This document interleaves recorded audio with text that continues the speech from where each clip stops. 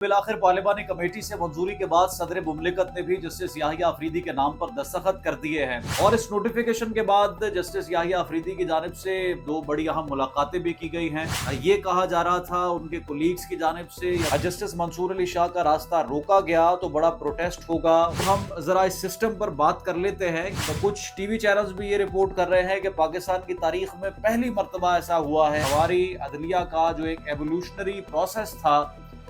اس کو reverse gear لگا ہے۔ اگر جسٹس ثاقب نثار مسلم لیگ نواز کے لیے سوٹیبل نہیں تو ان کو برا کہا گیا، اور اگر جسٹس قاضی فائز عیسیٰ وہ تحریک انصاف کے لیے سوٹیبل نہیں تو ان کو برا کہا گیا۔ اب تو سو موٹو نوٹس کا جو اختیار ہے وہ بھی ختم کر دیا گیا ہے۔ اس سارے معاملے پر جو از خود نوٹس چیف جسٹس لیا کرتے تھے اب تو از خود نوٹس بھی لے نہیں سکتے۔ اتنی عجلت میں اور اتنی جلدی میں اس ترمیم کو منظور کروایا گیا کہ وہ فلاز ابھی بھی موجود ہے۔ دیکھیں، السلام علیکم، آپ دیکھ رہے ہیں کیپٹل ٹی وی اور میں رخشان بھی۔ ناظرین، بالآخر پارلیمانی کمیٹی سے منظوری کے بعد صدر مملکت نے بھی جسٹس یحییٰ آفریدی کے نام پر دستخط کر دیے ہیں اور پریزیڈنسی سے باقاعدہ نوٹیفیکیشن جاری ہو چکا ہے کہ 26 اکتوبر 2024 کو جسٹس یحییٰ آفریدی ہی اگلے چیف جسٹس ہوں گے۔ اور اس نوٹیفیکیشن کے بعد جسٹس یحییٰ آفریدی کی جانب سے دو بڑی اہم ملاقاتیں بھی کی گئی ہیں۔ چیف جسٹس قاضی فائز عیسیٰ سے جا کر انہوں نے ملاقات کی اور جسٹس منصور علی شاہ سے ان کے چیمبر میں الگ ملاقات کی ہے، اور کورٹ رپورٹرز کے مطابق یہ خوشائند ملاقات رہی ہے، اس میں کوئی نیگیٹو بات نہیں ہوئی، البتہ مبارکباد پیش کی گئی ہے جسٹس منصور علی شاہ کی جانب سے جسٹس یحییٰ آفریدی کو، کیونکہ جسٹس منصور علی شاہ تو متوقع چیف جسٹس تھے، اور اگر یہ آئینی ترمیم نہ آتی تو وہی چیف جسٹس بنتے، اور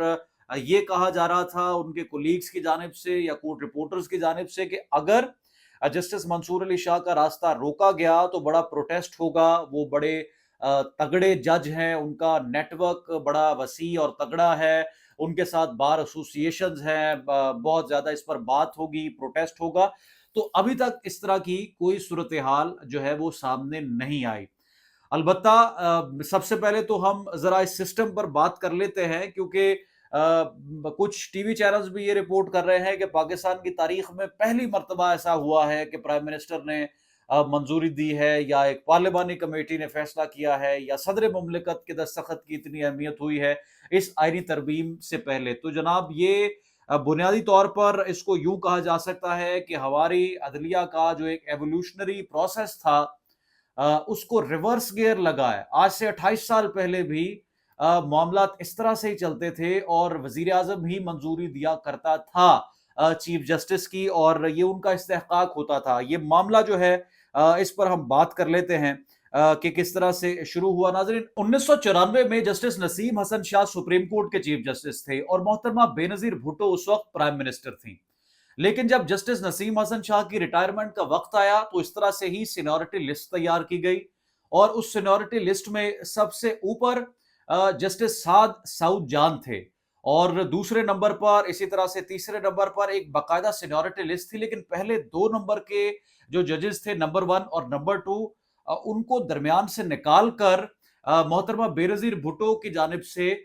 تیسرے نمبر کے جو جج تھے ان کو اوپر لایا گیا، اور اس طرح سے justice Sajjad Ali Shah supreme court کے چیف جسٹس مقرر ہوئے۔ بعد میں اس وقت کے صدر فاروق لغاری نے جب محترمہ بے نظیر بھٹو کی حکومت کو برطرف کیا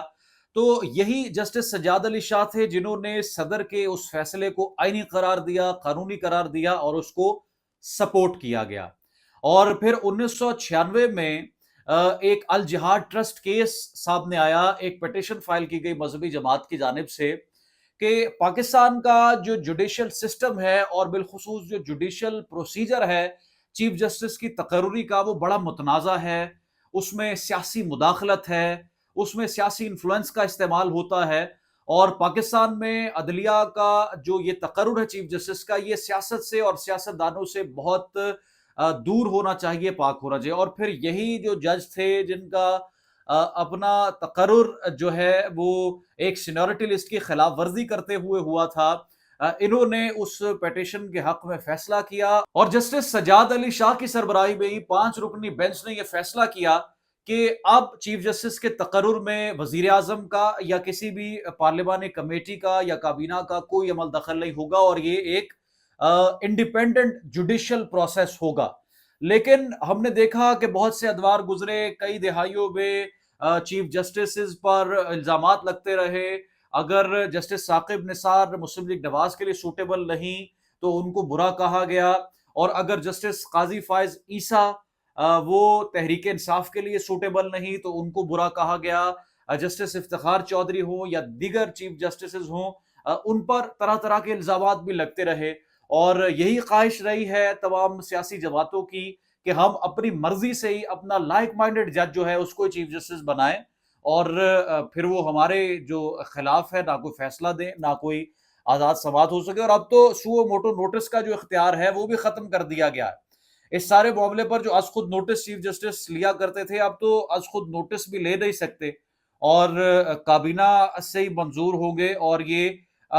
इस्तेहकाक और तमाम तर इख्तियारात जो है वो प्राइम मिनिस्टर का होगा। और इसमें जो बड़ी कंफ्यूजन पैदा हुई, ये अमेंडमेंट चूंकि बड़ी तेजी से मंजूर करवाई गई, और जो लॉयर्स एसोसिएशन है या बार्स एसोसिएशन हैं, वो आजम नजीर तारड़ साहब को बारहा आगाह करती रही। जब पहला ड्राफ्ट आया 54 तजावीज पर मुश्तमिल, फिर दूसरा ड्राफ्ट आया कि इसमें ये फ्लॉज हैं, लेकिन इतनी उजलत में और इतनी जल्दी में इस तरमीम को मंजूर करवाया गया कि वो फ्लॉज अभी भी मौजूद है। देखिए, इतनी बड़ी अमेंडमेंट हुई और इसमें ये मौजूद नहीं है कि अगर जस्टिस याहिया अफरीदी बिलफर्ज इनकार करते हैं और वो चीफ जस्टिस नहीं बनते, मानने से इनकार करते हैं कि मैं अभी नहीं बन सकता, तो फिर ये भी तय नहीं है अभी कि जो 2 उस 3 की लिस्ट में बचेंगे जजेस, उनमें से एक का तकर्रुर होगा, या फिर जो तीसरे नंबर वाले हैं, जो चौथे नंबर वाले थे, वो ऊपर आ जाएंगे। और इसी तरह से जो केसेस हैं, जो सूबाई अदालतों में जो केसेस हैं या जो लोअर कोर्ट्स के केसेस हैं, वो अगर चीफ जस्टिस कोई केस उसमें से सुनना चाहता है तो क्या वो उस पर आज खुद नोटिस ले सकेगा। मिसाल के तौर पर एक वाकया होता है कसूर में, और लाहौर में या किसी और हाई कोर्ट में वो केस लगता है, और मीडिया पर उसकी हाइप भी बनती है, लोग उस पर बात करते हैं, तो क्या चीफ जस्टिस उसको केस को देखकर उस पर सुओ मोटो नोटिस ले सकते हैं कि ये भी उनसे इख्तियार ले लिया गया। तो बहुत से फ्लॉज अभी इस अमेंडमेंट में मौजूद हैं, और नजर ये आ रहा है कि आने वाले कुछ वक्त में, कुछ अरसे में यही सियासतदान होंगे, यही सियासी जमातें होंगी, और इनके मुकर्रर करदा ही चीफ जस्टिस होंगे, और वो इनको जो है वो फारिग करेंगे और इनके खिलाफ फैसला देंगे, क्योंकि तारीख पाकिस्तान की इस तरह के बहुत से मामलात और वाकयात से भरी हुई है। और एक और जो एक फेक न्यूज है या थोड़ी सी मिस इन्फॉर्मेशन है कि जस्टिस याहिया अफरीदी इस वजह से इनकार कर देंगे कि अभी उनकी रिटायरमेंट एज बहुत दूर है, अभी 8 साल बाकी हैं। 1965 की उनकी पैदाइश है, और अगर वो 2024 में चीफ जस्टिस बनते हैं तो अपने रिटायरमेंट से 2 साल पहले वो जो है रिटायर होंगे। और ये मेरे ख्याल से कोई इतनी बड़ी बात नहीं है उनके लिए, क्योंकि चीफ जस्टिस का जो तकर्रुर है, अगर वो चीफ जस्टिस बनते हैं तो ये एक बहुत बड़ी उनके लिए अपॉर्चुनिटी है उनके करियर में, क्योंकि अभी तो जो हालात है पता नहीं फिर बाद में ये मौका उनको मिलता है या नहीं मिलता, किसी और को मिलता है, क्या सूरत हाल होती है। तो वो तस्लीम उन्होंने करना ही था, वो तस्लीम कर चुके हैं, और अब 26 तारीख को वो हल्फ उठा रहे हैं चीफ जस्टिस का। लेकिन ये जो 26वीं यानी तरमीम है, ये को बहुत ज्यादा देर चलती हुई दिखाई नहीं दे रही, क्योंकि ये फ्लॉज से भरपूर है और इसके अपने अंदर इतने इबहाम हैं, इतनी गलतियां हैं कि ये वक्त के साथ साथ खुलती रहेंगी और लोगों को भी पता चलता रहेगा। तो रुखसार मेरे को दे कैपिटल टीवी से इजाजत, कमेंट सेक्शन में कीमती राय से आगाह जरूर करें। अल्लाह हाफिज।